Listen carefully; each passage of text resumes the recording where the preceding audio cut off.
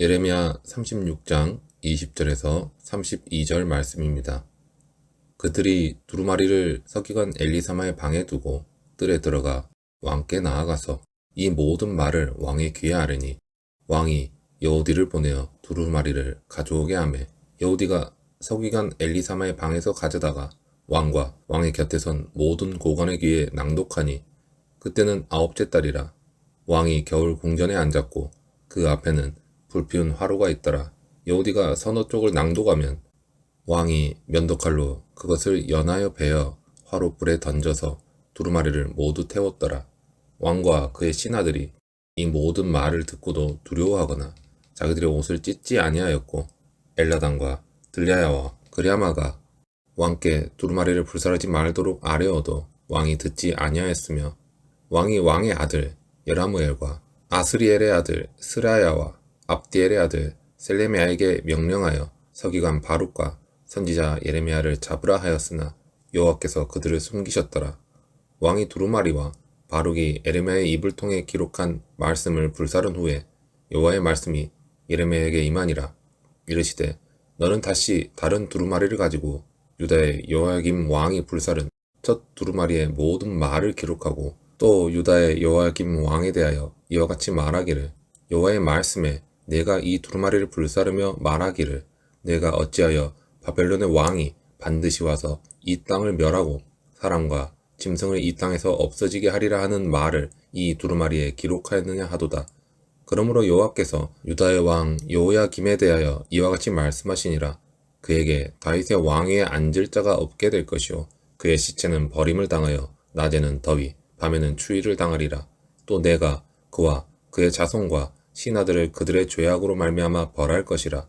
내가 일찍이 그들과 예루살렘 주민과 유다 사람에게 그 모든 재난을 내리리라 선포하였으나 그들이 듣지 아니하였느니라. 이에 예레미야가 다른 두루마리를 가져다가 네리야의 아들 서기관 바룩에게 주매 그가 유다의 여호야김 왕이 불사른 책의 모든 말을 예레미야가 전하는 대로 기록하고 그 외에도 그 같은 말을 많이 더 하였더라. 예레미야가 입으로 전하였고 바룩이 받아 적은 두루마리 책에 대하여 사람들의 반응은 크게 두 가지 반응으로 나누어졌습니다.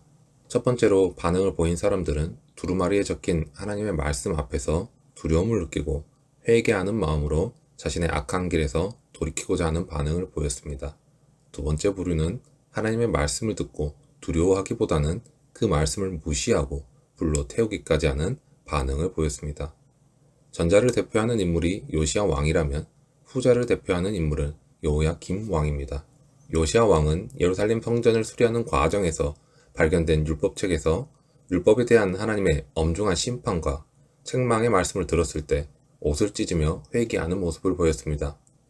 더 나아가서 그 말씀을 모든 백성에게 낭독하여 들려주었고 그로 하여금 회개하고 하나님의 말씀을 지키겠다고 다짐하게 했으며 나라의 왕으로서 올바른 신앙을 회복하기 위해서 율법에 기록된 하나님의 말씀을 따라 대대적으로 종교개혁을 단행했습니다. 하지만 그의 아들 여호야김은 그의 아버지와는 너무나도 다른 모습을 보입니다. 그는 예레미야처럼 경고와 심판의 내용으로 된 하나님의 말씀을 전했던 선지자 우리아를 애국까지 추적해서 기어코 죽였던 잔인한 왕이었습니다. 또한 오늘 본문의 내용처럼 바룩이 낭독한 예레미야의 예언을 들었던 고관들을 두려워하며 이 두루마리를 왕에게 전하라 하였지만 그들은 왕이 그 예언을 쉽게 받아들이지 않을 것이라 예상을 했습니다. 그들의 예상대로 여호야김은 예레미야의 두루마리를 가져오게 해서 여호디에게 자신과 여러 고관들이 함께 있는 자리에서 낭독하게 하는데 처음부터 끝까지 들어보려고 하지도 않고 서너 쪽을 읽으면 읽은 부분을 작은 칼로 베어 화롯불에 던져버렸습니다. 하나님보다 자기를 왕으로 세워준 애굽의 바로를 더 의지했던 여호야김은 하나님의 말씀을 이런 식으로 무시하는데 전혀 두려움이 없었습니다. 왕이 그렇게 행동을 하니 그의 신하들 역시 그런 태도를 따를 수밖에 없었을 것입니다. 왕은 그런 태도를 보이더라도 엘라단, 들라야, 그마랴 세 사람은 하나님의 말씀을 무시하는 왕의 행위를 막으려고 했습니다. 하지만 여호야김 왕은 말씀을 들으려고 하지 않았을 뿐만 아니라 그 말씀을 전하고 기록한 예레미야와 바룩을 체포하려고 했습니다. 요시야 왕과 그의 아들 요야김 왕의 태도에서 드러나는 이러한 차이는 똑같은 가문에 속한 자라 할지라도 하나님의 말씀에 대해서 극명하게 다른 반응을 보일 수도 있다는 것을 알려주고 있습니다. 하나님의 말씀에 대한 이러한 태도에 따라 인간의 삶은 너무나 다른 결과를 나타냅니다.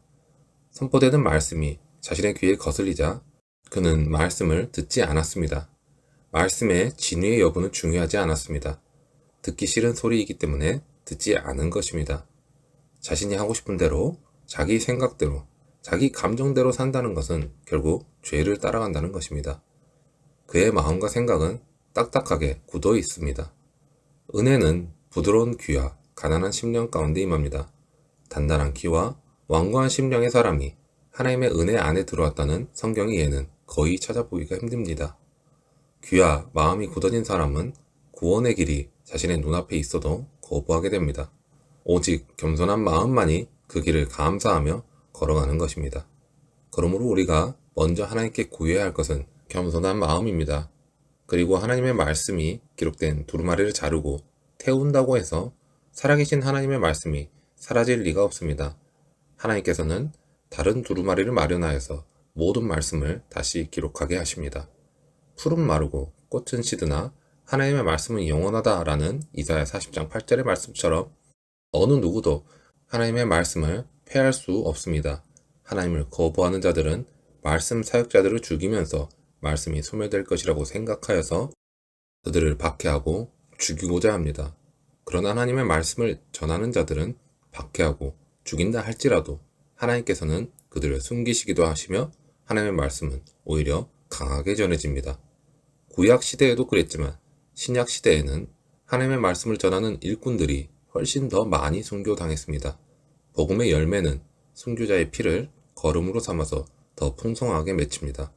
주님께서 인류의 구원을 위해 죽임을 당하셨고 예수님의 제자와 말씀 사역자들은 이 복음을 위해 수없이 순교당했습니다. 그 결과 오늘날 복음이 온 세계 수많은 민족에게 전해져 하나님의 백성이 온 땅에 편만하게 되었습니다. 기독교는 흔히 계시의 종교라고 합니다.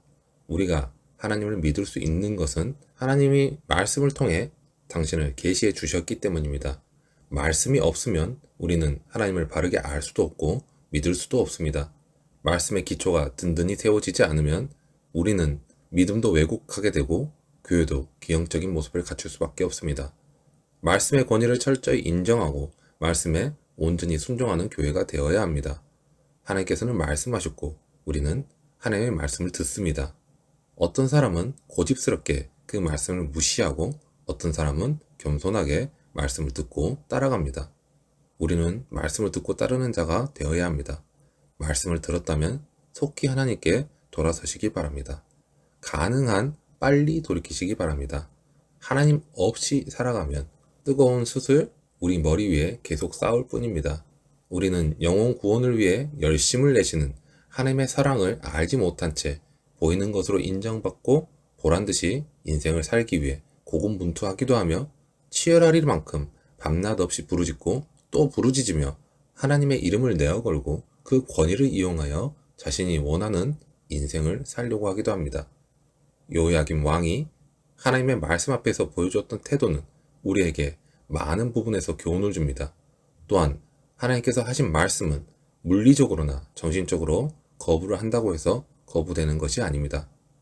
지금 우리에게 하나님께서 하시는 말씀이 있다면 우리는 어떤 마음과 태도로 그 말씀을 대해야 하는지, 혹시 하나님에 대해서 자신도 모르게 하나님을 모욕했거나 거부한 것은 아닌지, 오늘은 자신의 마음과 태도에 대해서 돌아보는 시간을 가져보시면 어떨까요? 특별히 주님이 왜 이 땅에 오셨는지, 주님의 그 십자가의 죽으심과 성령 하나님과의 동행은 어떤 것인지 말씀으로 주시는 하나님의 마음을 알아 그 은혜를 누리는 우리 모두가 되기를 소망합니다.